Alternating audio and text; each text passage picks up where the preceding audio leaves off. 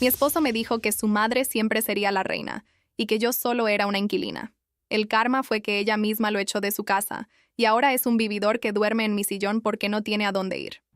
Todo empezó así. Entienda una cosa, Inés, en mi vida solo hay espacio para una reina y esa es mi madre. Tú aquí no eres más que una inquilina de paso que debería estar agradecida de que te deje dormir a mi lado. Esas palabras me las escupió Hugo mientras se ajustaba la corbata frente al espejo del recibidor, el mismo espejo que yo había comprado con el bono de mi primer gran contrato inmobiliario. No gritaba, no le hacía falta. Usaba ese tono gélido, casi pedagógico, como si me estuviera explicando una ley universal que yo, por mi supuesta falta de cuna, no alcanzaba a comprender. Se fue de casa dando un portazo, dejándome allí, en medio de la sala de la casa que yo pago, con la cena enfriándose en la mesa y el alma hecha pedazos. Lo que Hugo no sabía en ese momento, mientras se sentía el dueño del mundo por haberme humillado, es que su amada, reina, estaba a punto de darle la lección de su vida y que el destino lo arrastraría de vuelta a mi puerta, pero esta vez no como el rey de la casa, sino como un mendigo emocional que ahora duerme en mi sillón porque su propia madre le cerró la puerta en la cara por mentiroso.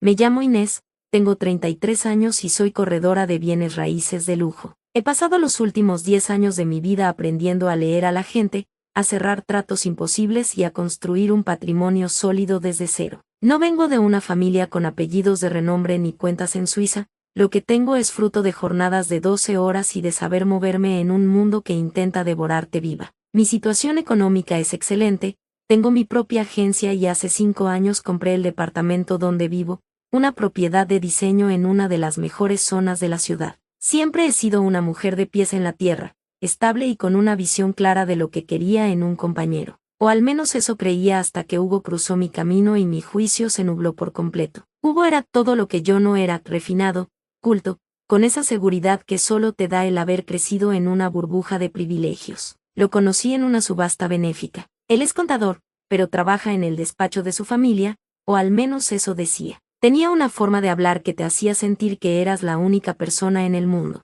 Al principio, nuestra relación era un sueño de película. Él me llevaba a lugares que yo solo había visto en revistas, me hablaba de ópera, de vinos y de viajes. Yo estaba deslumbrada. Sentía que él me daba ese toque de distinción que mi vida de trabajo duro no tenía. Me enamoré con la ceguera de quien cree que ha encontrado la pieza que le faltaba a su rompecabezas. Nos casamos a los 2 años de noviazgo y, como él decía que el departamento de su familia estaba en remodelación, acepté que se mudara al mío. Ese fue el primer ladrillo de mi propia prisión. Las primeras señales de alerta fueron tan sutiles que las confundí con amor filial. Hugo hablaba con su madre, doña Pilar, al menos 5 veces al día. Si estábamos en medio de una cena romántica y ella llamaba porque no encontraba el control del televisor, Hugo cortaba la conversación, se levantaba y pasaba media hora al teléfono con ella. Al principio me pareció tierno. Qué buen hijo es, pensaba, pero pronto la ternura se convirtió en una invasión. Doña Pilar tenía llaves de mi casa porque Hugo se las dio sin consultarme. Ella entraba cuando yo no estaba, movía mis muebles del lugar, criticaba mi comida y me decía que yo tenía suerte de que un hombre como Hugo se hubiera fijado en una mujer tan dedicada al trabajo y tan poco al hogar. El gaslighting empezó de forma sistemática. Cuando yo intentaba poner límites, Hugo me hacía sentir como una loca posesiva. Inés, por Dios, es mi madre. ¿Cómo puedes ser tan egoísta? Ella solo quiere ayudarnos porque sabe que tú no tienes tiempo para ser una esposa de verdad, me decía con ese tono de decepción herida. Tu inseguridad es agotadora. Deberías aprender de su clase en lugar de resentirte porque ella sabe cómo llevar una casa mejor que tú. Empecé a dudar de mi criterio. Me preguntaba si realmente era yo la que estaba mal por querer privacidad en el departamento que yo pagaba. Pero Hugo se encargaba de recordarme que, aunque yo pusiera el dinero, él ponía el estatus. Me hacía sentir que mi casa era un espacio sin alma hasta que él y su madre llegaron a civilizarlo. La tensión escaló cuando descubrí que Hugo estaba desviando dinero de nuestra cuenta compartida, una cuenta que yo alimentaba con el 80% de los depósitos, para pagar las deudas de juego de su hermano menor y los caprichos de doña Pilar. Cuando lo confronté, la máscara se le cayó por completo. No hubo disculpas, solo una soberbia que me dejó fría. Es dinero de la familia, Inés. Tú no entenderías lo que es la lealtad de sangre. Ese dinero está mejor invertido en mantener el nombre de los míos que en tus estúpidos fondos de inversión. Agradece que te dejo administrar mis apellidos, que es lo único valioso que tienes ahora. A partir de ahí, las cosas se pusieron feas. Hugo empezó a salir más con amigos del club, hombres que hablaban de sus esposas como si fueran accesorios prescindibles. Regresaba tarde, oliendo a un perfume que no era el mío y, cuando yo le pedía explicaciones, él me decía que estaba con su madre ayudándola con asuntos legales. Un día lo vi en un restaurante con una mujer mucho más joven, riendo y tomándole la mano. Cuando regresó a casa y le dije lo que había visto, su respuesta fue la que me rompió por dentro. No seas ridícula. Era una cliente. Además, ¿quién te crees que eres para cuestionarme? En esta jerarquía, mi madre es la reina, yo soy el rey y tú eres solo la inquilina que paga la renta del castillo. Si no te gusta, ya sabes dónde está la puerta, aunque dudo que alguien más quiera a una mujer tan amargada y controladora como tú. Me sentí morir. Estaba viviendo con un hombre que no solo no me respetaba, sino que me despreciaba activamente mientras usaba mi esfuerzo para mantener su fachada de aristócrata caído. Pero lo que Hugo no sabía es que doña Pilar, a pesar de todos sus defectos y su clasismo, tenía un código de honor que Hugo había subestimado. El evento clave ocurrió durante el cumpleaños número 70 de doña Pilar. Ella quería una fiesta fastuosa en su mansión, una propiedad inmensa que se estaba cayendo a pedazos pero que ella mantenía como un museo de su antigua gloria. Hugo me obligó a pagar gran parte del catering y el servicio, diciendo que era nuestro regalo. Yo acepté, no por él, sino porque ya estaba tramando mi salida y necesitaba que él se sintiera lo suficientemente seguro como para cometer un error fatal. Durante la cena, frente a todos sus tíos estirados y sus amigos de la alta sociedad, Hugo decidió que era el momento perfecto para reafirmar su poder. Estaba ebrio, con esa borrachera pesada y arrogante que le sale a los hombres mediocres cuando se sienten protegidos por su clan. Quiero brindar por la verdadera mujer de mi vida, dijo Hugo, levantando su copa de cristal. Por mi madre, la única reina de este linaje, porque ella sabe que la familia está por encima de todo, incluso de las inquilinas que creen que por tener un título de propiedad pueden mandar en el corazón de un hombre. Inés, querida, brida conmigo, aunque sé que te duele no estar a la altura de mi madre. Toda la mesa se quedó en silencio. Fue una humillación pública, cruda y detallada. Vi las miradas de lástima de algunas primas y las sonrisas burlonas de sus amigos. Hugo me miraba esperando que yo llorara, que hiciera un escándalo y confirmara su teoría de que yo era una mujer sin clase. Pero yo solo sonreí, levanté mi copa y dije, brindo por la verdad, Hugo, porque la verdad siempre encuentra su camino a casa. Esa misma noche, después de la fiesta, cuando todos se habían ido, doña Pilar nos llamó a su estudio. Estaba seria, impecable en su vestido de seda. Hugo entró pavoneándose, creyendo que su madre lo felicitaría por su dominio sobre mí. Pero doña Pilar sacó una carpeta que yo le había entregado esa misma tarde, antes de la cena. En esa carpeta había pruebas, no de sus infidelidades, que a ella no le importaban tanto, sino de que Hugo le había estado robando a ella también. Hugo le había hecho creer a su madre que yo era la que le prohibía darle dinero, mientras él se quedaba con las mensualidades que ella le pedía para el mantenimiento de la mansión. Hugo le había dicho a su madre que yo era una muerta de hambre, que lo tenía secuestrado financieramente, cuando en realidad yo era la que estaba pagando hasta las medicinas de doña Pilar sin que ella lo supiera. Hugo, dijo doña Pilar con una voz que parecía un susurro de muerte, me has mentido. Me has dicho que esta mujer era tu enemiga mientras vivías de su sueldo. Me has robado dinero de mi propia cuenta bancaria para pagar tus deudas de casino,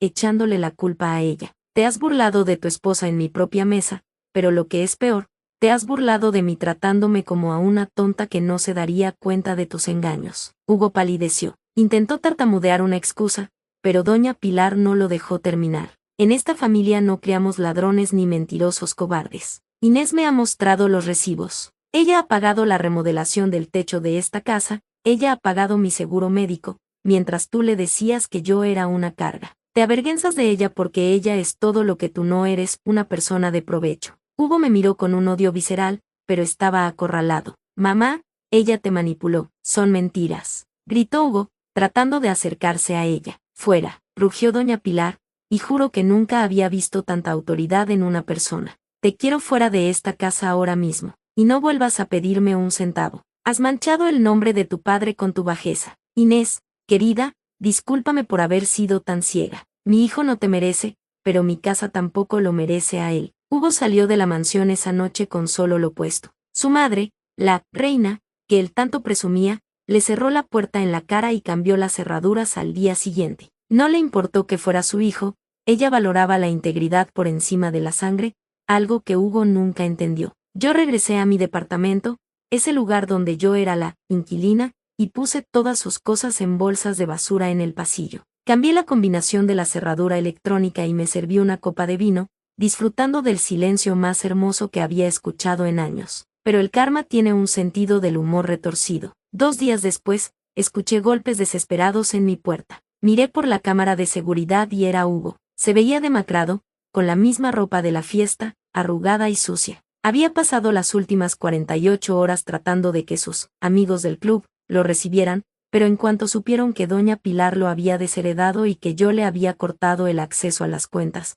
todos se esfumaron. Hugo no tenía a dónde ir. Sus deudas de juego eran reales y los cobradores ya lo estaban buscando. Inés, por favor, ábreme, suplicaba a través de la puerta. No tengo a dónde ir. Mi madre no me contesta las llamadas. No tengo dinero ni para un hostal. Por favor, déjame quedarme solo unos días en lo que resuelvo mis asuntos. Eres mi esposa, tienes una obligación legal conmigo. Abrí la puerta solo para que viera mi cara de absoluta indiferencia. No tengo ninguna obligación con un extraño que me llamó inquilina en mi propia casa, Hugo. Pero como soy una mujer de negocios, te propongo un trato. Puedes dormir en el sillón de la sala. Es un sillón de diseñador, muy caro, te sentirás como un rey, pero solo hasta que salgan los papeles del divorcio. A cambio, vas a limpiar esta casa de arriba a abajo todos los días. Vas a ser el inquilino de servicio. Si no te gusta, puedes ir a dormir al parque. Estoy segura de que ahí encontrarás mucha clase. Hugo, el hombre que me humilló frente a todos,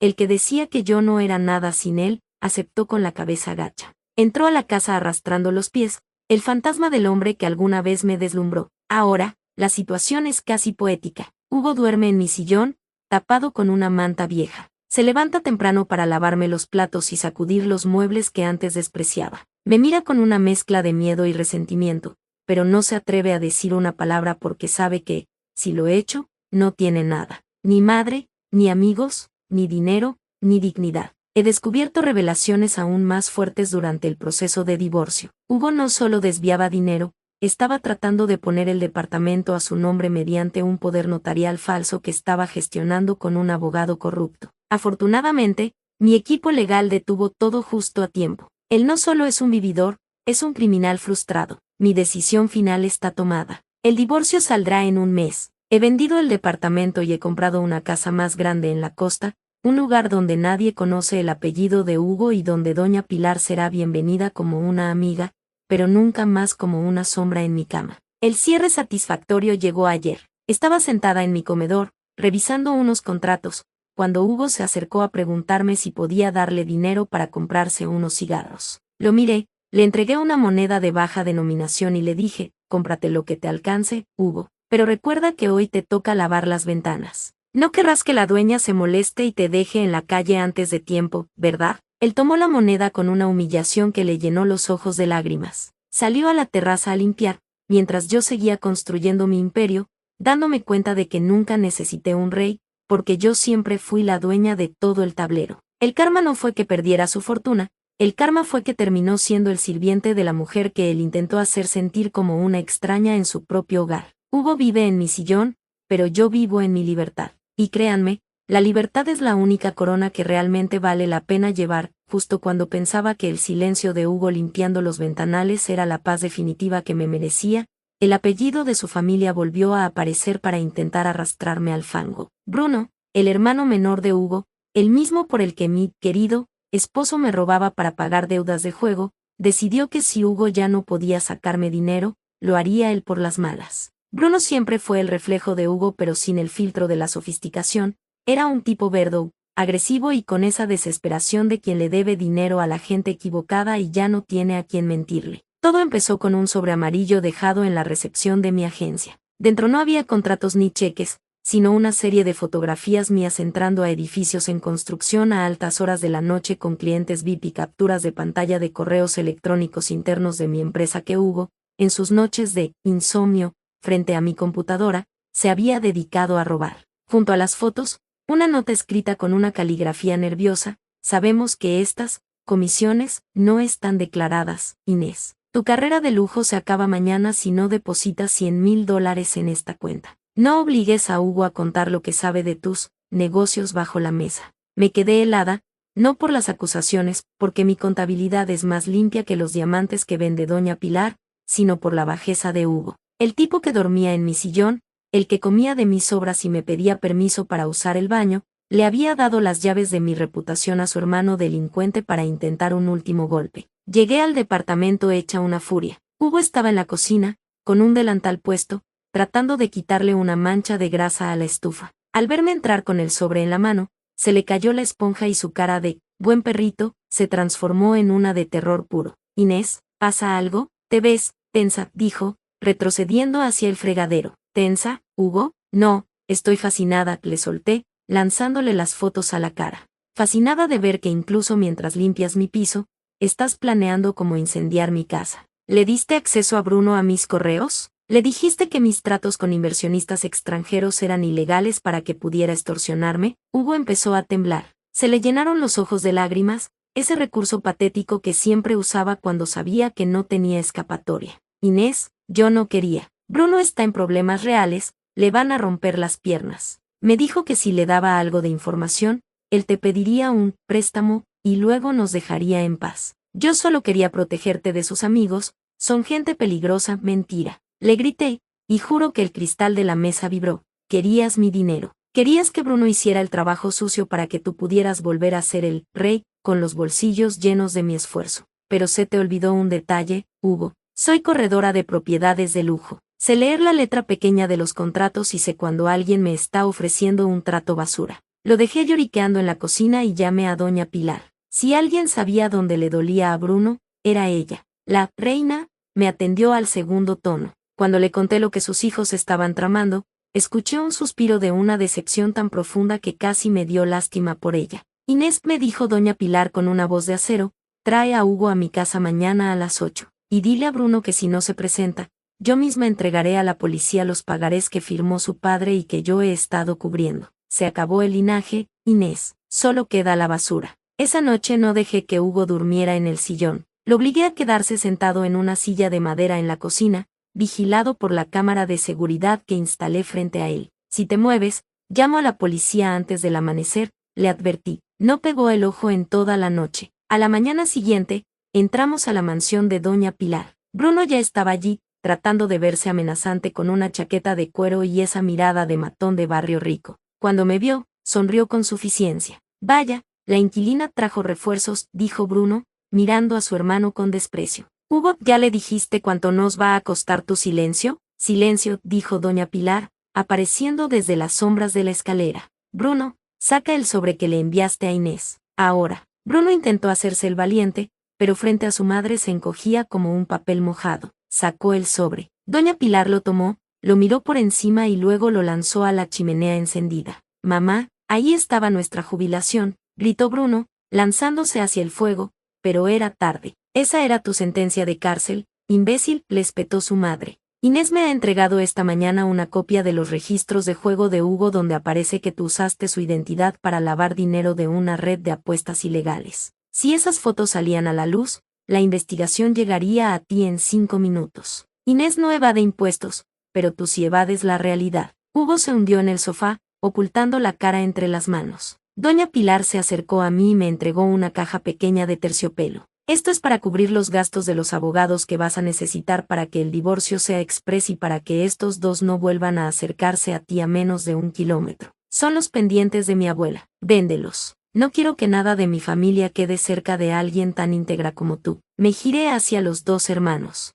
Bruno estaba lívido de rabia y Hugo era un trapo deshecho por el llanto. Se acabó, les dije. Hugo, tienes 1 hora para sacar tu manta de mi sillón. Bruno, si vuelvo a ver un sobre amarillo o cualquier sombra tuya cerca de mi oficina, doña Pilar y yo no solo entregaremos los registros de juego, sino también los videos de seguridad de Hugo robando mis archivos. Salí de esa mansión sintiendo que por fin el aire era puro. Hugo intentó seguirme al coche, suplicando, diciendo que Bruno lo había obligado, que él me amaba. Lo miré por última vez y le dije, el amor no roba, Hugo, el amor no extorsiona. El amor no duerme en el sillón de la mujer a la que intentó destruir. Cierre satisfactorio. Hugo terminó viviendo en un cuarto de servicio en la parte de atrás de la mansión de su madre, trabajando de jardinero bajo la vigilancia estricta de doña Pilar, quien no le da ni un centavo más que el sueldo mínimo para que aprenda lo que es ganar el pan. Bruno huyó del país para escapar de sus deudores y supe que está trabajando de cargador en un puerto de Sudamérica. Yo vendí los pendientes, cerré mi oficina vieja y abrí una nueva, mucho más grande. Mi departamento ahora está vacío de parásitos y lleno de luz. A veces, cuando llego cansada de cerrar un trato millonario, me siento en mi sillón, el mismo donde Hugo dormía, me sirvo una copa del mejor vino y sonrío, porque al final, la reina de mi castillo siempre fui yo, y ahora ya no hay nadie que intente cobrarme renta por mi propia felicidad. Fin de la historia.